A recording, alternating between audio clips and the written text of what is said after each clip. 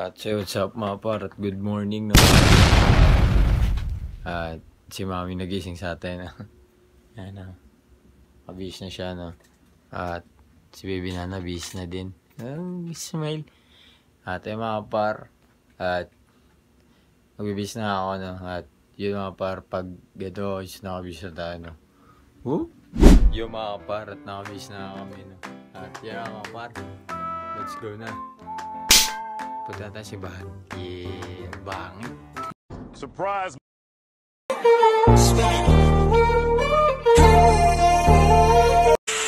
Sa mga pa, nandito ka simbahan, nakabisa kami. Kasi parang, kayo nakaserve.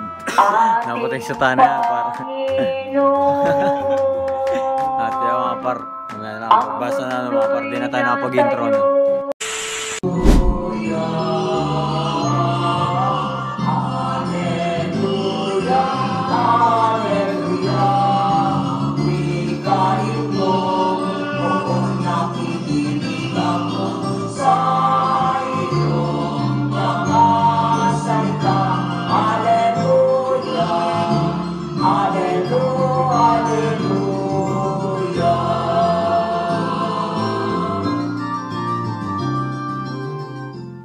Sumainyo ang Panginoon at sumainyo rin ang pagpapahayag ng Ebanghelyo ng Panginoon ayon kay San Lucas. Papuri sa iyo, Panginoon.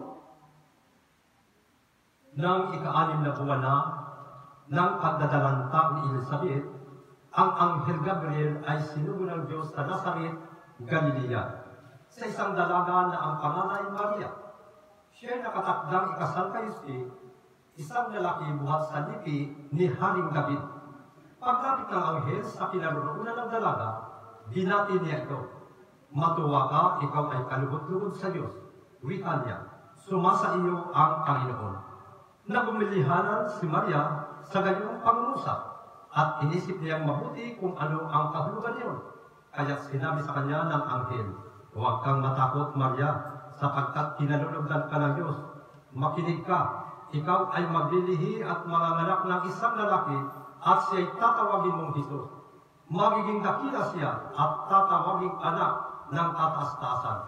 Ibibigay sa kanya ng Panginoong Diyos ang trono ng kanyang amang si David. Maghahari siya sa kanihakuog magpakailanman at ang kanyang paghahari ay walang hanggan. Paano mangyayari ito gayong ako'y dalaga? Tanong ni Maria. Sumagot ang anghel. Bababa sa iyo ang Espiritu Santo at nililiman ka ng kapangyarihan ng kataas-taasan. Kaya't banal ang ipanganganak mo at tatawaging anak ng Diyos. Matatandaan mo ang iyong kamag-anak na si Elizabeth. Alam ng lahat na siya'y bago. Ngunit naglihi siya sa kabila ng kanyang katandaan. At ngayon ika-6 na buwan na ng kanyang pagdadalang tao. Sapagkat walang hindi mapangyayari ang Diyos. Sumagot si Maria, ako'y alipin ng Panginoon. Mangyari sa akin ang iyong sinabi at nilisan siya ng anghel.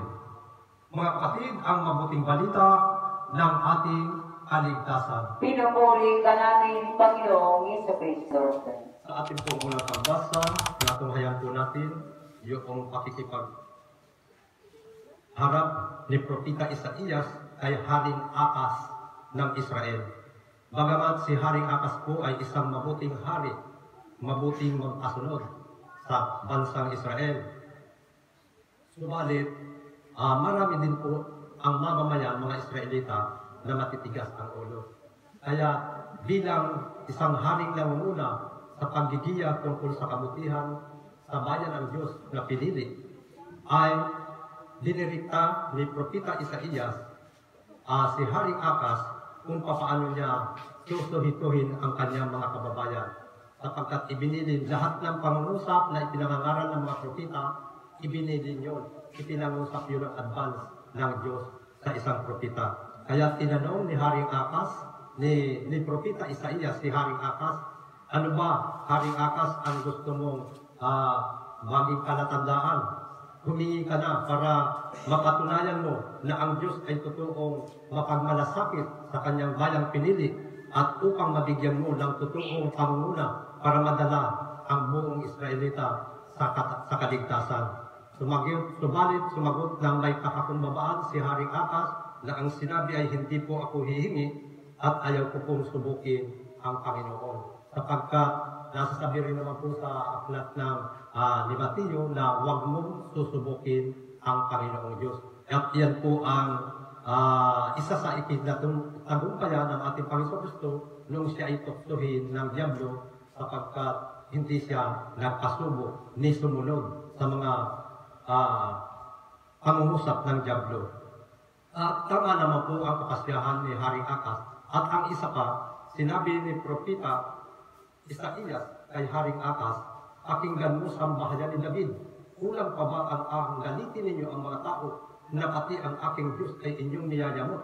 Sapagkat batid naman na po natin hanggang sa kasalukuyan, tayong mga tao ay natural na mayroong kahinaan at hindi nalalayo sa tukso sa paggawa ng kasalanan. Subalit, tayo po ay binigyan ng kapangyarihan ng Diyos mula pa noon ang mga tao at saka hanggang sa kasalukuyan, pari-pariho po ang kaisipan ng Diyos at talino ibinibigay ng Diyos sa bawat tao.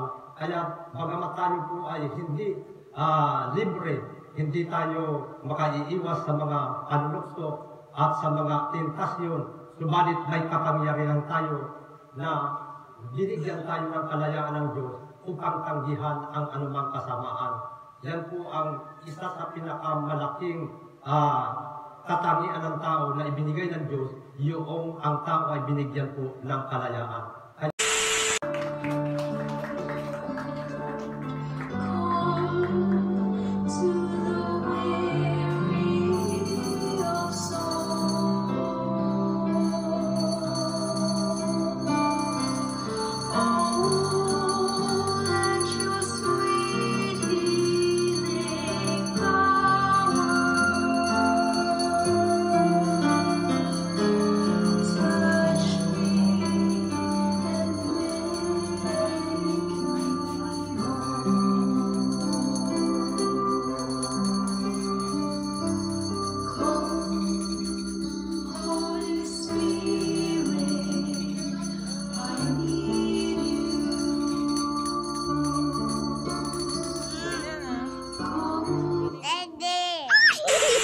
What's up mga para tapos na aming misa, no?